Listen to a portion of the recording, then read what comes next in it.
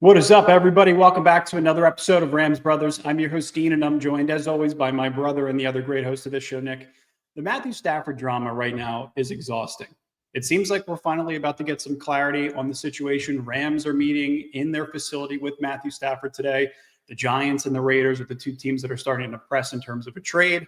But before we jump in anything related to Matthew Stafford, Nick, it's been a little while. First and most importantly, how are you, my good brother? I'm good. I hate seeing the Eagles win a Super Bowl, but I'm happy for their fans, I guess, that I know in my life. Exhausting is an understatement, especially with the Cup news going around as well. You're losing two people who we thought were going to retire in horns potentially. I mean, you're definitely losing one of them.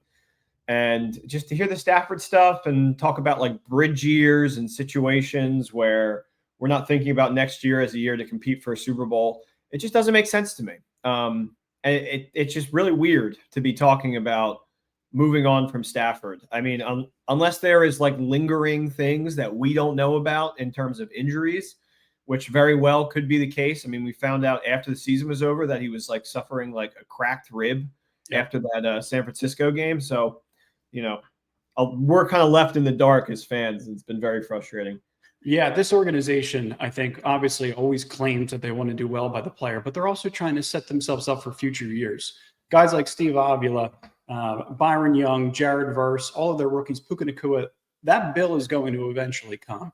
They like to prioritize their interior offensive line, specific defensive backs, receivers. Like there's all positions, edge, obviously. There's positions that they like to prioritize. But first and foremost, they got to make sure that they handle the quarterback situation and set themselves up for a positive situation in relation to building out the new core of this team and finding a guy that's young that can, be able to grow with all of the young guys. And I think that's what's going to be the most interesting is how they kind of navigate over the next couple of weeks. But the leading story today is from Ian Rappaport. He said, from last night, a Matthew Stafford decision looms, and his return to the Rams feels more likely to those involved. A couple of days ago, it was a little bit shaky, but today it feels more likely. Nothing final, but clearly more likely than a few days ago when it appeared he was set to leave. And this is all the kind of some of the news that we're getting via The Athletic, via some of the reporters that are really tapped into the situation, Jordan Rodriguez, Diana Rossini. The Rams are set to meet with Matthew Stafford, as I mentioned earlier, at their facility in person today regarding his future, per sources. The Raiders and the Giants have had discussions on a 2-year contract for Matthew Stafford that includes 90 to 100 million guaranteed. The Rams, I feel like, don't want to budge off that $40 million number. So it's very important that we talk about this today because by the time this episode is done recording, something could be finalized. The Rams could have finalized the contract with Matthew Stafford. At the very least, we would have next year taken care of. And I think that's where the Aaron Rodgers situation kind of comes into play, to the point where you're looking at a 1-year bridge. The year after, you would have some more draft capital to be able to potentially invest in a quarterback at the top of the draft or an experienced veteran. But it's hard to kind of navigate through all of the reports just because there's been so much drama in the past 2-3 weeks. Yeah, the whole thing really just reminds me of the how we kind of handled Kurt Warner. You know what I mean? Like the guy goes somewhere else after we had him, and then he gets to like the Super Bowl with the Cardinals and he falls flat. And it's like they were like not really that even good of a team that year, and they somehow kind of made it work, even though there was time in New York in between that. I don't want that to be the case. I mean, we're sitting here talking about moving on from, I think, the best NFC quarterback right now. Obviously, Jalen Hurts is going to have a lot of, clarity and power in his name right now because he just won a Super Bowl. But I would still rather have Matthew Stafford over him. And it just doesn't make sense to me. Like, we can still have this young defensive core and have that be our identity and just have like a veteran leader running the offense. And they're kind of one step in this new direction. We talk about this young core, but they're also kind of still hanging on to their Super Bowl ties of 2021, where it's like Cooper Kupp, you're still paying Aaron Donald, Matthew Stafford. So they're in one direction, and they're kind of trying to navigate, like, how could we best structure this situation when we know the salary cap is going to rise incrementally year over year, $25 million it raised this year specifically. Like, how can we put this team in the greatest possible situation for the years after the weight-bearing walls leave, the Aaron Donalds, the Cooper Kupps, the Matthew Staffords, the Tyler Higbees? So being able to execute on this many draft picks, you got 10, 11 starters from the last two classes alone. It puts you in the kind of headspace where you're like, if we trust this front office, and obviously lost James Gladstone to Jacksonville, he's 34 years old, seems like he's going to do a great job there, but they still have a lot of their core pillars in place from a front office perspective to be able to consistently hit on draft picks. So I think they're one step in that direction. Let's build it young. Let's be cheap. Let's get the two top cap hits off of the salary cap and be able to kind of build internally. And then they're also trying to hold it together to where they know Matthew Stafford, there's an age difference of 15 years with some of these guys, but he's able to so deeply connect. And part of it is having 4 girls. Part of it is being a dad, but also part of it is just being a great football mind, having a high football IQ and being able to resonate with people in the locker room. And the one point that I wanted to just kind of go back to with Kurt Warner, and you bring up a great point because you can compare and contrast between Warner with Goff, with Stafford. Warner, I think, finished his second to last year. He was 0-6. And then he got hurt, and then Bolger took over. Bolger looked really flashy. And then the following year, he started that opening game and fumbled 6 times. It was like Warner's done. And then he went to New York and he had all these issues with his fingers. And it was like, is this still really a player that can carry your franchise? But you're right. With Arizona, it came out of nowhere. So you just don't want to see that again. He was much younger too, but there's similarities in all these conversations. Right. Yeah. The Stafford situation as a whole, I think is just so baffling. It's a lot like it's like a movie franchise is how I want to look at it, because they are so Hollywood. And it's like, how much money do you want to allocate for your lead actor? Like, is he worth bringing back Robert Downey Jr. in your franchise to like usher in this new era of Avengers? Or should we just like start from scratch because we don't think that he can bring the same box office pull anymore as like a leading man? And maybe if we just do like an entirely new team with a whole new structure, then, we have a better advantage in the future, like going forward with this franchise. And it's, to me, I think you still have to bank on what Matthew Stafford can do over allocating that money to like a Myles Garrett, Micah Parsons, somebody else that's going to come in and really help this defense. Because you can only get so far with like a JJ McCarthy or new like hot quarterback like that's fresh out of college. Those guys don't come around all the time that can just bring you right to the Super Bowl. Even Jaden Daniels, like he barely made his way to an NFC Championship game because he got to beat Baker Mayfield and this depleted Lions defense. And he goes to Philly and he gets absolutely mauled. Stafford goes to Philly in the snow and is a play away. If we have one block at the end of that game, we're leading a point with a second left. Like, that's a huge, huge difference. But sorry, a minute and a second left, not a full second. But it doesn't matter. To me, it just makes so much sense to keep Stafford around. And the other argument where everyone's like, well, you know what? They trust Jimmy G. Jimmy G, by the way, had an amazing game against Seattle. If Stafford goes down, keeps Jimmy G on the roster, and then if you trust him, I mean, yeah, there's a real Nick Folesian ability with Jimmy Garoppolo. Yeah. I'm sure. Yeah. But like, I mean, I would just keep both of them. I don't like the idea of starting Jimmy G. That sounds entirely like a bridge season or like a 9-8 season where you can like squeak into the playoffs. That's a first round exit when you play like, whoever won the division. And the problem is too with Jimmy G, though, you have to pay him too. So you would theoretically be paying 2 quarterbacks, and then you'd have, Stetson Bennett still on the roster and whoever else maybe they determined to get via the draft. But yeah, I entirely agree with you. And I think that's where some of these hard decisions come into play. Like, I think Sosa made a really good point. And this is all about just the player and his life situation. But like a 1-year deal around $40 million is what's being reported by the Rams in terms of what they want to offer Matthew Stafford, all guaranteed. So very similar to last year. Or a 2-year deal from the Raiders at the Giants for 90 to 100 million guaranteed.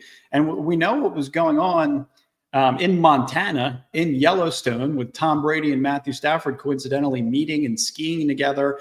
Just for the record, Kelly Stafford has talked about this in great depths. They love that resort, Yellowstone. It's highly exclusive. There's a lot of celebrities that go there. They own a house there. So it could have very well been a coincidental meeting that the two of them got together, and the league had ruled no tampering because the Rams had already said that they were going to let Matthew Stafford seek contract negotiations and seek a trade elsewhere. So yeah, it's definitely a situation where you and I obviously want to keep Matthew Stafford in place, because the alternative of a Jimmy G is almost guaranteed to be a 7, 8, 9 win season. The other alternative, which is trading Matthew Stafford and getting some draft capital in return. By the way, I would only do it if you can get a top 10 pick this year or next year, or a first round pick. But, you know, you look at the alternatives, an Aaron Rodgers for half the price, and then you got to bring along a Devontae Adams. And, you know, the baggage that comes with Aaron Rodgers. It was reported that Aaron Rodgers would prefer to play for the Rams if Matthew Stafford is traded. And we mentioned would bring back Devontae Adams with him. I think that's just kind of a, hey, and Aaron Rodgers may be elite in Matthew Stafford's system. He was pretty damn good last year with that Jets team leading in drops, with offensive line inefficiencies, with poor coaching. He still has the arm talent, and I think a lot of people around the league believe that. And, you know, you may disagree, and that's totally fine.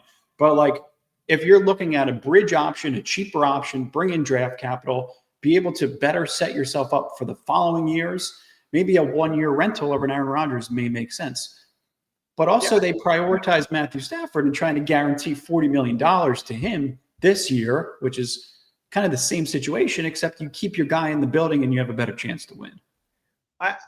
There's a world where they move on from him, and I'm not entirely upset. I mean, if you get that first round pick from the Raiders, which is 6, is it 6? Yes. 6. Yeah. The Giants have the 3rd pick. Raiders have the 6th pick. If you can snag one of those and you move on from Rodgers, but I think that's crucial for the fans to think that everything's okay. But there's also a world where they dump more of the contract, and it's like they pick up, like the Raiders or the Giants pick up more of that, and we don't get that first round pick, so it doesn't look as as fancy for like us fans, and we're not thinking about bringing in like a top tight end talent with that pick, or like the quarterback of the future. It's more just like a dumping of the contract. I'm shocked that no one has talked about the package deal of Stafford and Kupp together. I mean, maybe just because both of them are such giant cap hits that nobody wants to take that on. But I think that's also a possibility. But to get both of them off, secure one of those top picks, bring in like incredible offensive talent that's not a quarterback, and go with like a Justin Fields starting for quarterback. See now, your reaction to that is how I feel when somebody says Rodgers. Yeah, no, I know. And Rodgers is just like, I get get all of that mentality, Netflix cactus loving baloney off of my team entirely. Hey, listen, I have the same mentality, whether it's Rodgers, Justin Fields, Sam Darnold, or Kirk Cousins. I don't want any part of any of them.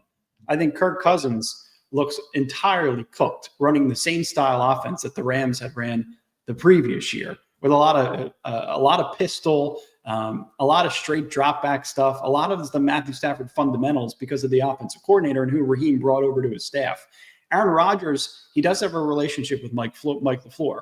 So that may be something that's as of interest. Plus, like I mentioned, you'd kind of be saving some money in terms of offloading Matthew Stafford's contract and also maybe packaging Cooper Kupp. Sam Darnold, we saw what he did in the playoffs. Justin Fields, can he even throw the football? I mean, like we've talked about getting a mobile quarterback. Under Sean McVay and Snead. They've talked about it. Like when the play breaks down and you have somebody that can just pick up the yardage, that's huge. So I mean, like having somebody that's intensified in that, like the stat in running is like all the way to 10. That would be something I've always really wanted to see. It sucks because the perfect player, I think, that could lead this Rams team to a Super Bowl and that would be cheaper, like that 30 million quarterback range, Baker Mayfield, but he's not going anywhere. And we saw him in this scheme, and it actually worked out really well. I mean, it was Liam Cohen at the time, but still. And it's so interesting. And now he's with Duval. Yeah. this situation, right, in terms of like what Matthew Stafford should theoretically be looking for, what I think his agent is going to be looking for. And you're right with the Baker Mayfield contract. It's highly favorable. You could build around it. And the Tampa Bay Bucks were highly competitive this past year. Lucky the Eagles didn't run into them. But also Dak Prescott, Joe Burrow, Jordan Love, Trevor Lawrence, Tua Tagovailoa, Jared Goff, Justin Herbert, Lamar Jackson. Those are the top 1, 2, 3, 4, 5, 6, 7, 8 paid quarterbacks. Dak Obviously, is hilarious. yeah, Prescott's at the top. Maybe Brock Purdy resets that quarterback market. Joe Burrows, Jordan Loves, the Trevor Lawrences of the world.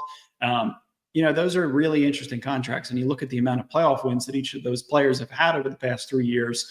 And you go into Tua and Goff and Herbert. Lamar Jackson's kind of the exception. But I think that the situation kind of plays itself out similar to how the Ravens navigated the Lamar Jackson contract situation. But if I were Matthew Stafford's agent, I would want to be paid within that top 6 grouping. I would want $53 million on average per year over a 2-year span. And I would want that money to be fully guaranteed. That's right where Jared Goff sits. It's right where Tua Tagovailoa sits. And it's right above Justin Herbert. So, like, that's kind of the range probably with how he evaluates himself and how his agent sees the contract becoming to life. So flash that back on the screen for me. Yeah. There are 3 quarterbacks, I believe, in this list that are worthy of their value. Do you want to guess who I think they are? Yeah. Joe Burrow. Yep. Lamar Jackson. Yep.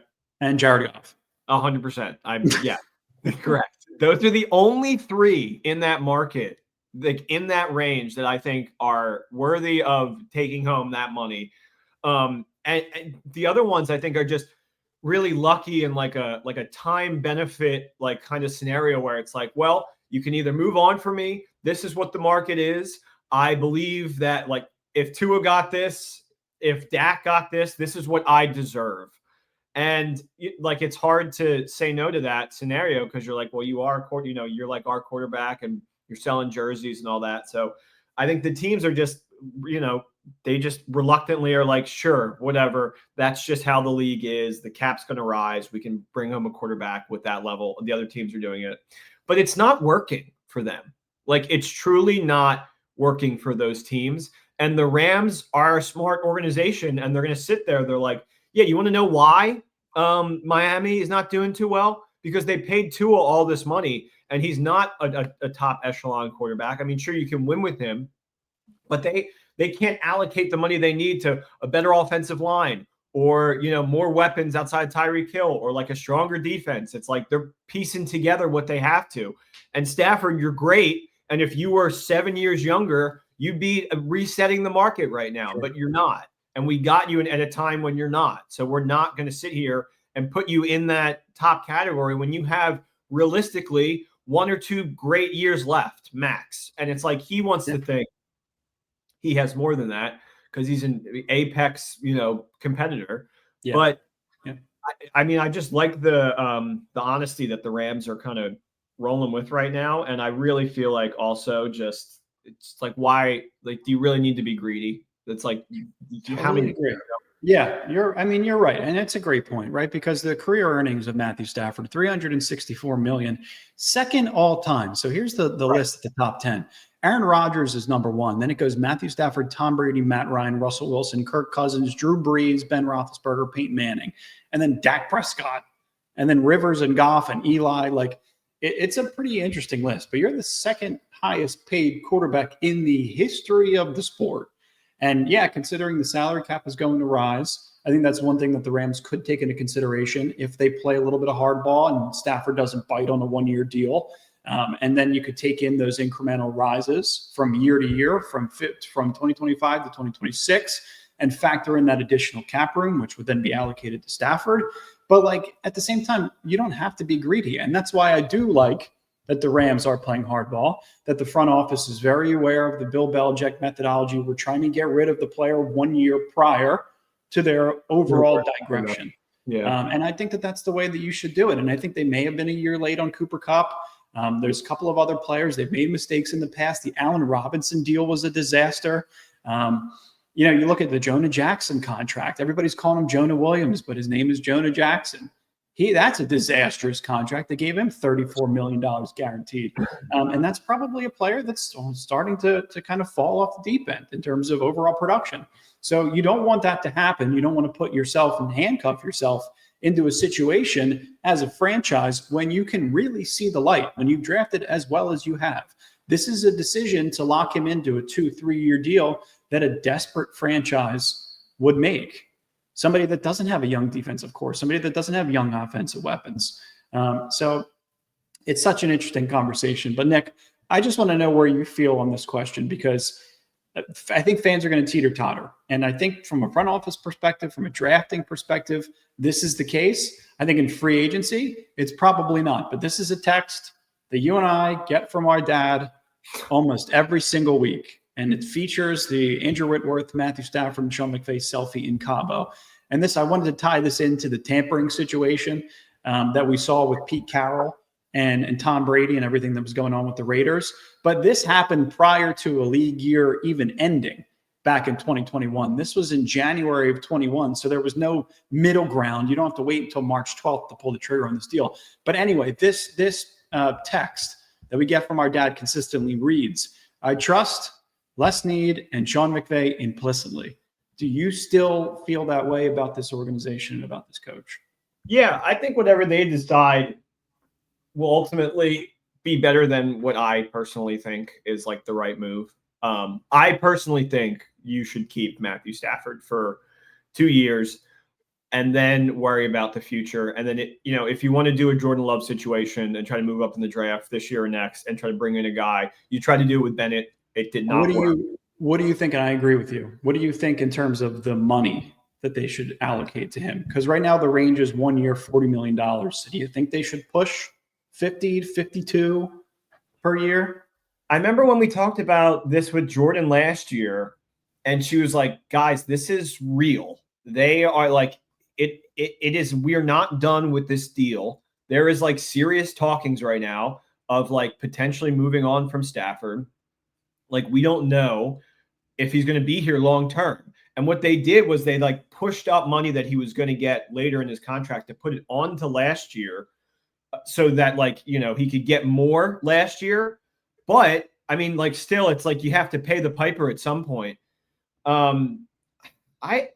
Unfortunately, if he's going to him and his agent are going to play hardball, then, and like he's like trying to make more money than like what's in his current contract, then I'm fine with them moving on. I don't think it's what's best for the team for the next 2 years, but for the next 5 or 10, it definitely is what's better. And I think to have that hindsight and think about it from that perspective, which is what Snead and McVay are doing, I don't hate it. Yeah. And it's also fun to think of like, then we have like a more exciting off season, and it's like, oh, who are we going to bring in? It's like, oh, they got Fields and they got Darnold, and they're moving on from Bennett and Jimmy G. And it's like, that's a lot of like fun content that we can talk about until September. Yeah. And my fear is that the longer this continues, the longer these discussions continue. And this is kind of what happened last year. And Jordan had talked about this in one of her recent interviews. It's like they were in training camp and Matthew Stafford and Sean McVay were locked in a room with Tony Pastors and Les Snead on the phone trying to figure out the details. And then like 3 hours into training camp, they came out victorious. Like they had their arms up and they were like, we got the deal done. But also like the longer this plays out, the more fans are going to hold a grudge against Matthew Stafford. And we're going to be looking at our mentions throughout the regular season, and fans are going to say, well, we should have traded Matthew Stafford. He's cooked. This team isn't any good. They start off slow every year. How are they going to do this 3 years in a row? Or they're going to say, like, who knows? Honestly, it could be all over the place. But I just think the grudge gets stronger the more he brings this into the offseason. Did you listen to the Whitworth Fitz McVay podcast at all? Yeah. And his regrets with Jared Goff and everything that he said. Yep. Yeah. The perspective that he talked about there about how he handled situations.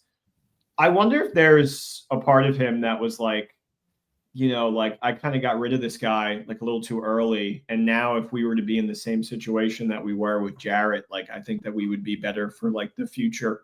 And like now that he's won the Super Bowl, I feel like there's less of a desire to pull the trigger on this Stafford deal because it's like, we got what we needed out of you, man. Like, great job. You're like a legendary Ram forever. But like, I need to think about what's best for this team, like 5 years down the line. And I don't think you are that.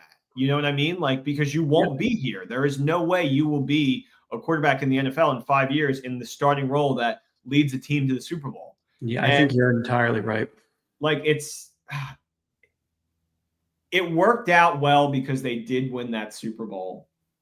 But I still sit here fantasizing is the wrong word. I'm just trying to make a joke. But like, if we still had Goff and it's the Goff that he is today with all of the, bruises and like horrible history that he had with the Lions to get where he is now, like if we somehow took him onto the Rams, I think we're an NFC favorite easily. Yeah, and I'm sure Sean McVay looks at the Detroit Lions and thinks to himself, I could win a Super Bowl with this team. I could at least take this team to the Super Bowl, bring them back to the promised land. And, you look back at the Jared Goff, Matthew Stafford trade. The Lions dealt Stafford to the Rams for Jared Goff. They also dealt a 2022 the Rams, a 2022 first-round pick, a 2023 first-round pick, and a 2021 third-round pick back in 2021. But also the Rams were offloading Jared Goff's contract. So that's another thing to keep in mind. But if we talked about this, if we can get a top 10 pick in 2025 or 2026 back plus more, and Nick, this goes back to your original point, Matthew Stafford already won his Super Bowl here. Like that would be a home run for the front office to be able to get that back in return. Not to mention all the moves that they could potentially make with all the available cap space that would be created by moving Matthew Stafford. And I flashed this graphic. So, Nick, these are the savings over the next 2 years if you are able to offload Matthew Stafford. So if you trade him prior to June 1st, the dead money is at $45.3 million, but the cap savings this year in 25 were $4.3 million. So not significant. But then you look at the following year, the dead money is $22 million. The savings are $31 million. So in totality, you're saving $35.3 million in terms of cap hits for offloading Matthew Stafford's contract, plus the draft assets and all the other things that you could do with the available cap space, being able to pay your young players, not having to let them test free agency, locking up extensions early, which good organizations do. The Howie Rosemans, the Jeffrey Lurie's of the world in Philadelphia, they do that really well. They're going to do that with their young core. So it's all stuff to take into consideration. But I hope we got more time for this to kind of snowball so that people can listen to this episode and dig into the thoughts and see what they have to say. Every year, I think there's a new blueprint of how to win a Super Bowl. I mean, like for the last 7, it's been, you got to have the guy. You have to have the quarterback guy. That's the way, build pieces around him. Doesn't matter if the offensive line or the defense is janky. You have the guy. And then the Eagles win and they have everything but the guy. And that's no disrespect to Hurts. He played a great game in the Super Bowl. But what their strategy was, we trust our running back. We trust our defense to make plays. We trust every playmaker to have a big play in this game. And we trust Hurts to scramble and make plays on his own. And we trust the tush push. And it's not reliant 100% on Jalen Hurts' shoulders. I mean, the game that we played them, he was him holding on to the ball was the best thing possible for them to do, as opposed for him to turning it over and getting a pick or fumbling or something. You're that. You're right. He took those sacks. And I think now you can kind of like people believe, because the quarterback market got reset in such a crazy way with all these high deals, people believe that you can win these Super Bowls now by making such fantastic moves in the offseason, bringing in a Saquon and an paying a linebacker, trading for a receiver, paying a running back, building a young defense. And you're right, to be able to win with four guys up front, not blitzing Patrick Mahomes one time in the Super Bowl was a masterclass by Vic Fangio. Yeah. And all the quarterback had to do was not turn over the ball. He made a couple amazing plays. He did. Oh yeah, for sure. But you're right. The league changes so frequently. So you want to make sure you're ahead of the curve. You don't want to have a quarterback that's a massive cap hit that all the weight in the world is on his shoulders consistently, to where you're handcuffed to the quarterback and you're not able to pay other players. You're not able to pay an offensive line to go out and seek a running back in free agency that could be a game changer for the style of offense that you run. So you're totally right. And I think the next couple of days are going to be interesting, because you're either going to know if the Rams locked up Matthew Stafford, or it's going to trickle all the way into March 12th when the league year begins, and then the Rams are probably going to finalize a What trade. do you think's going to happen, personally? I mean, the reports as of recent, them talking about Matthew Stafford and having conversations with him, Peter Schrager was like, the more frequent the conversations are, the more likely it is for the Rams to get the deal done.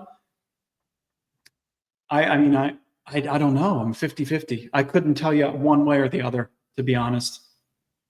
I think the situation in Vegas makes a lot of sense. Yeah.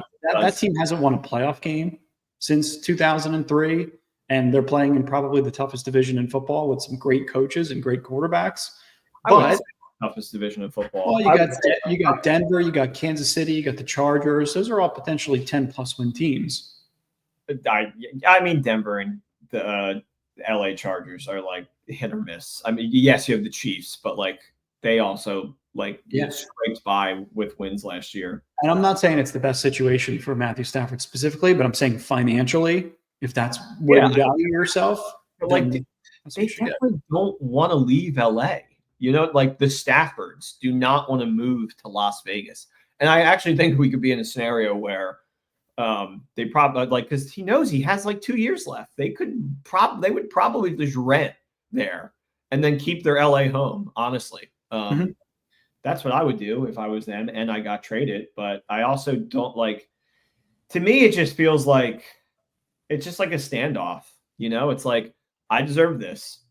And like, this is what I believe is the right thing to do. I don't think it is. I think Rams fans don't think it is. I think people outside of the Rams organization don't think it's the right thing for him to do. Like, also, what if he gets shipped to New York? You know, like, you're totally screwed. Like, you're playing with a coach and a team that like has been terrible. It's like they should be rebuilding from the from the bottom. But yeah, that would be a Band-Aid on all the mistakes they've made as of recent. Yeah. It's like, cool, like, great. Now you can win like 8 games a year, New York, and like potentially, like that's completely relying on the head coach and the GM trying to hold on to their jobs. Yeah. Which it's like, I think when people do these like mock drafts and like scenarios and stuff like that, like that's a lot of like people don't take that into account, that like these people, it's just human beings trying to hold on to their jobs. And if they bring in Stafford and trade away that pick, it probably buys them like a year if he does well. Yeah, you're right. And the Giants made 2 colossal mistakes, one of which was the son of Joe Schoen was like, hey, Dad, can you draft Jalen Daniels? He's incredible. Please take him. And then they got him on video where he's like, I really hope Saquon doesn't go to the Eagles. He's a premier player in our organization. He's the highest selling jersey. It's like 2 idiotic moves. Somehow they both still have a job. I don't know. I don't know how you release that footage and still have a job. You know what I mean? I agree. So let's sign off with this. I think we're leaning in the camp of, we obviously want Matthew Stafford back. I think we're leaning in the direction of, we think that he's going to come back.